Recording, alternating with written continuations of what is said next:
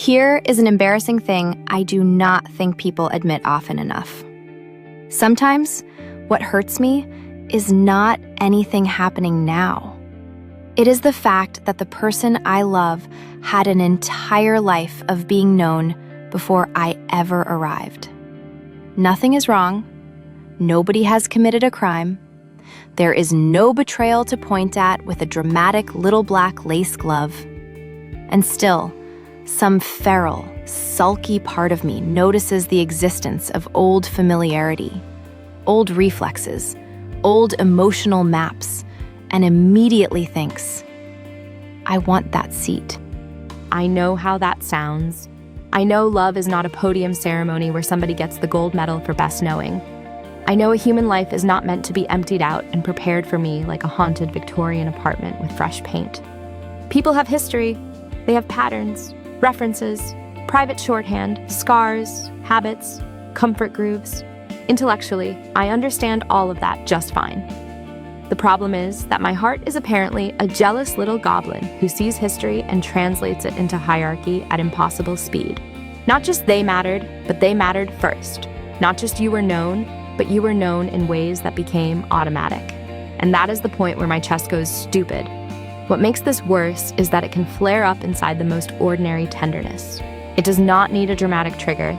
It can happen in the middle of a day that is otherwise soft and domestic in spirit, the kind of day built out of care. I am fussing over whether he has eaten something decent or just assembled another depressing meal out of fatigue and momentum. I am hovering in the way I do, trying not to become overbearing while absolutely becoming overbearing. I am thinking about whether he is tired, whether he is worn thin, whether I can make the day gentler by being present in the right way.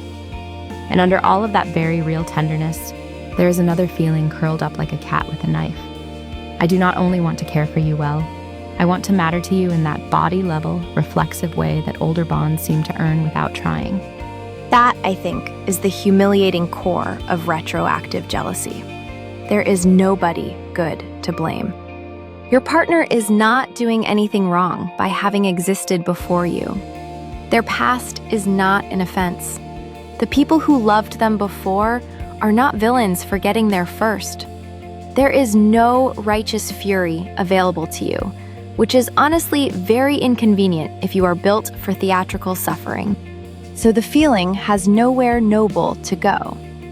It cannot become outrage, because outrage would at least let you feel justified. Instead, it folds inward and sits there, pouting.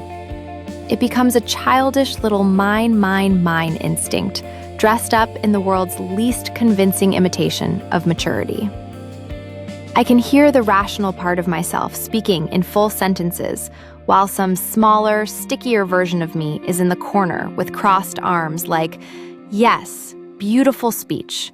However, I would still like exclusive rights to this person's nervous system. Deeply evolved behavior from me, obviously. And I do think the specific ache here gets misunderstood if we flatten it into simple insecurity. It is not always, I am afraid I am unloved. Sometimes, it is worse than that, because the love is real and visible and still does not soothe the exact wound. The wound is more like this.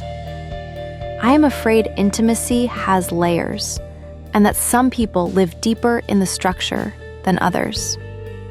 There are people someone cared for, and then there are people who became reflex, people who became shorthand, people whose names got written directly into the body, the ones a person reaches for before the reaching is even conscious. So when I notice that I can soothe, that I can comfort, that I can become part of someone's rhythm, I light up in a way that is almost embarrassing. Not because affection is rare, but because what I am secretly starving for is not just affection. It is irreplaceability. I want to be the thought before the thought, the first hand reached for in the dark, the pattern that registers as home before language catches up, which is a very normal and chill thing to want.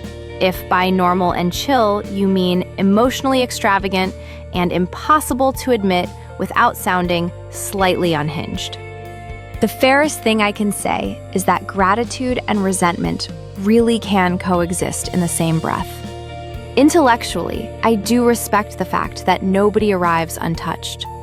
The person I love was shaped in 1,000 rooms I was never in, by conversations I will never hear, by tenderness and damage and repetition and accident. In some broad, generous philosophical sense, the past helped make the person I cherish now. Fine, great, beautiful, very wise. Someone give me a candle and a string quartet. Emotionally, however, I am much less elegant than my philosophy. Emotionally, I would still like to throw a tiny, private tantrum about not having been there first. That contradiction is not flattering, but it is honest. And if I am being kinder to myself, honesty is probably the only useful thing here. We are all so eager to have the correct emotional position that we sometimes skip over the fact that the body does not care what essay we could write about maturity. The body just feels what it feels. Sometimes, all your principles are perfectly intact, and your heart is still there going, yes, lovely values, devastatingly compelling even.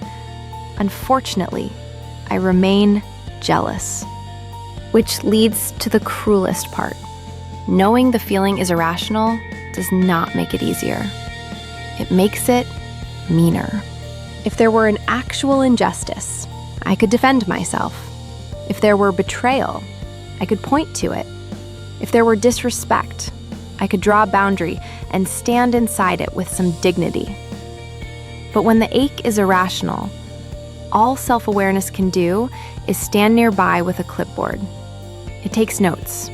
It narrates. It observes that this reaction is disproportionate, that no threat is present, that nobody is being compared in any formal sense, that love is not a leaderboard, that human attachment is not diminished by prior attachment. Brilliant. Gold star for the analysis. My chest still hurts. That is why I think retroactive jealousy is so hard to confess.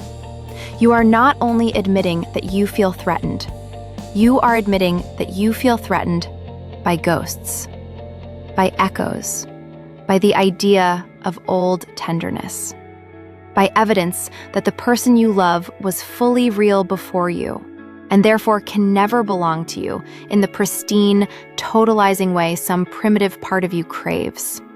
It is hard enough to say, I am jealous. It is somehow worse to say, I am jealous of memory. And yet, for all that, I do not actually think this feeling means love is doomed or that I am secretly monstrous. I think underneath the possessiveness and the embarrassment and the inward-turned claws, what I am really circling is a very old fear, that I could be loved warmly and still be replaceable, that I could matter deeply and still not be singular, that there is some hidden ranking of intimacy and I am not at the top of it. But ordinary life keeps giving me a gentler counter-argument. Not a cure, just a counter-argument. The small rituals, the recognizable patterns, the ways care becomes familiar through repetition, the way a person begins to know your presence by texture, by timing, by rhythm, the way tenderness builds its own private shorthand over time until one day, something about you settles them before either of you has to explain why. New does not mean lesser. Recent does not mean shallow. Being later is not the same thing as being temporary. So maybe the mature ending here is not that I transcend jealousy and become a serene little saint of emotional regulation. Tragic for my brand, but no. Maybe the mature version is simpler, and a little sadder, and a little sweeter. I do not need to erase the past. I just want to stay. I want to love well enough, consistently enough, honestly enough, that I become part of the reflex too.